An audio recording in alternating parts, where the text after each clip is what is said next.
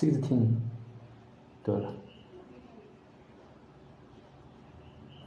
We have an interesting report today on Zambia's foreign minister.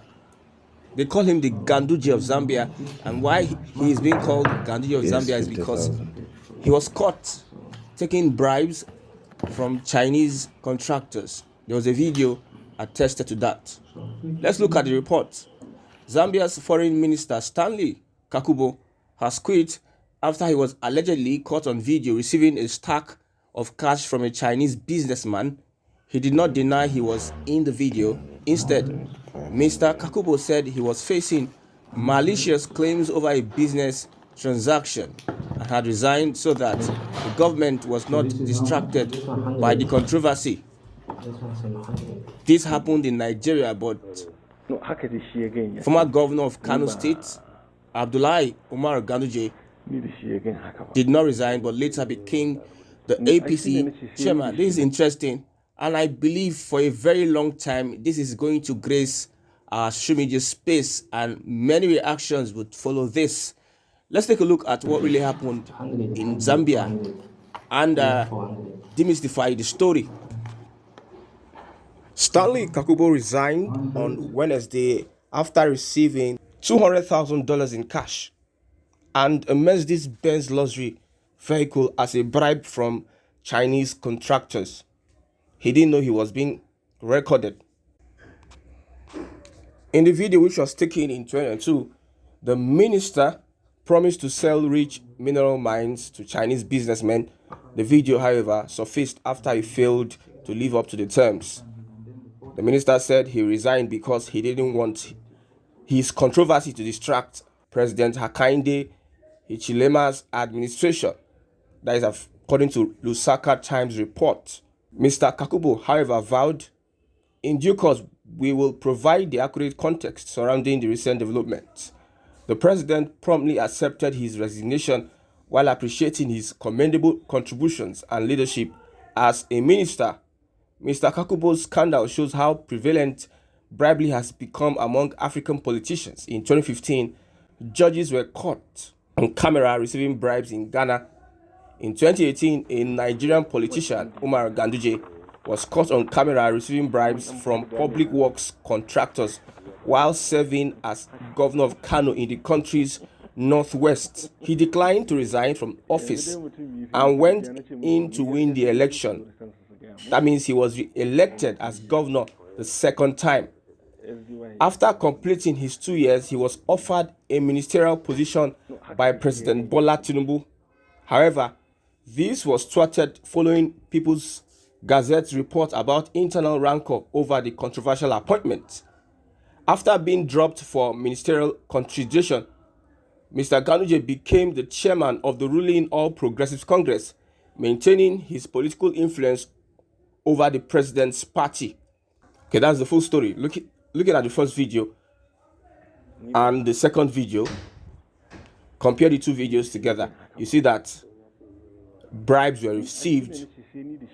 When the information got leaked, the Zambian minister resigned, while the Nigerian governor, they had to debunk, they had to go after the journalists that released the video, they had to play politics around it, and even won an election again. After winning an election, that is his second term as governor of Kano State, the presidency won by the APC. They made him the chairman after failed attempts to make him a minister. And this is the chairman of the ruling party, the All Progressives Congress, the party that controls the Federal Republic of Nigeria, headed by Tinubu. And somebody will say that we should expect good things to come from this APC administration. No matter what their policies are, no matter what they try to promise, the foundation is destroyed. When you have a lot of criminals in government, thieves, criminals, and what have you, you expect a prosperous country. When a president would want to pick such elements as his ministers, as his close confidants, what does that tell you about the country Nigeria. Well, let's look at reactions, what people are saying over this report from Zambia. The guy, without any hassle, had to resign honorably. That's to show you the difference, the different human beings we have in Nigeria and other countries today. And it is risky that we are doomed, because these are the people that are in charge of the nation's revenue and resources. And we have people that are supporting them, people that are doing as if let's move on. We cannot move on with these criminal elements in power. We cannot move on with these people calling the shots. We cannot move on with these people taking charge of our nation's treasuries. Why would Nigeria not go bankrupt when we have such clever thieves? Clever thieves. And for the foreign contractors, they are also complicit in this. They know the way, especially these Chinese contractors.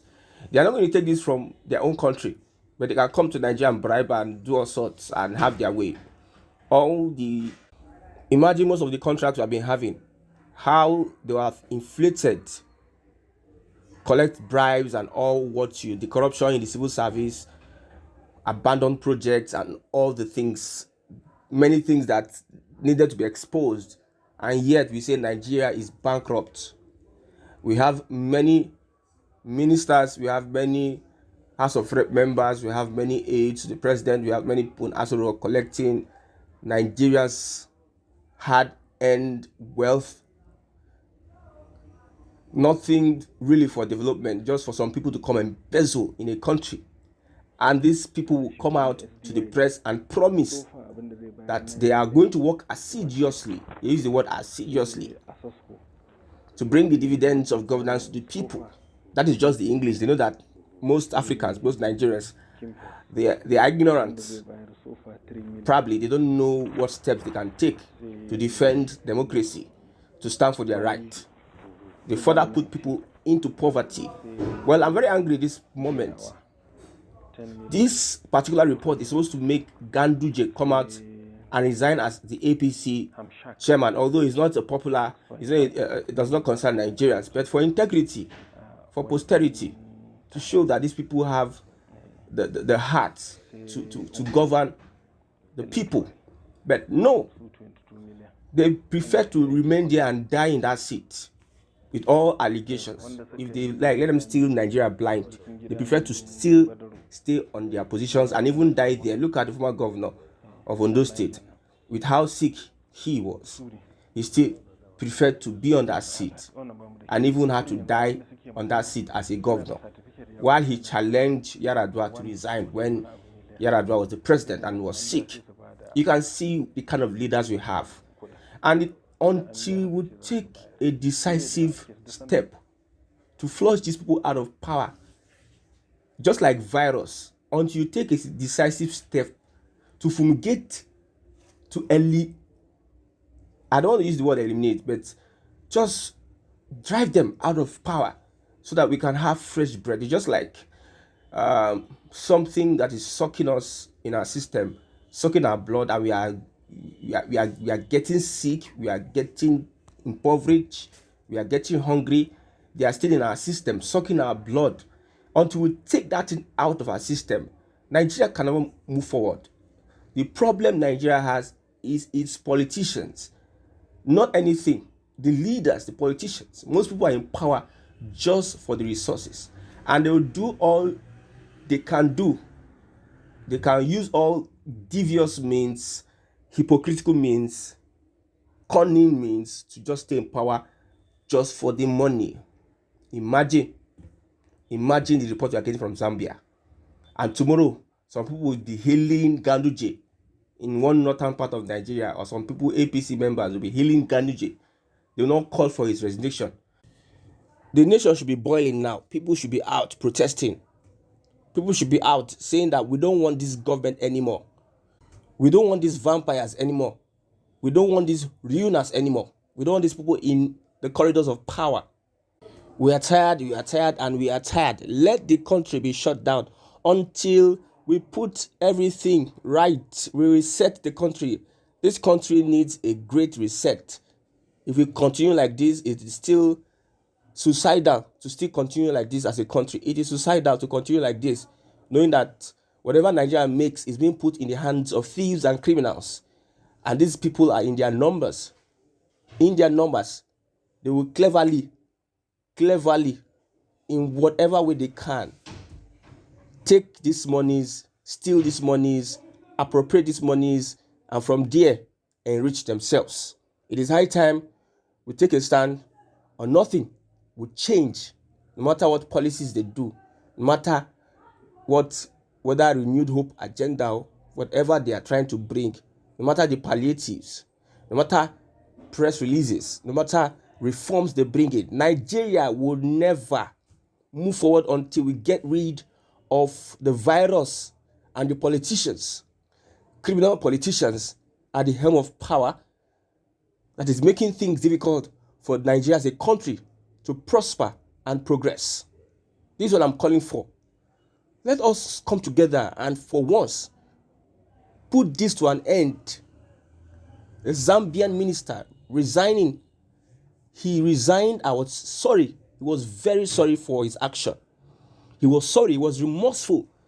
But a former governor of Kano State, who even won the next election, after his first tenure, he won another election. And now he's been appointed. We are rewarding criminals. And someone will tell me that the President Bola Ahmed Tinubu administration will move forward with the criminal that he's appointing. Or is he telling us that he's not aware that Ganduje, yes, actually collected those bribes? This one is what somebody who had the mind, a brave journalist, one of the many scenes, many things that may have been done behind, was captured.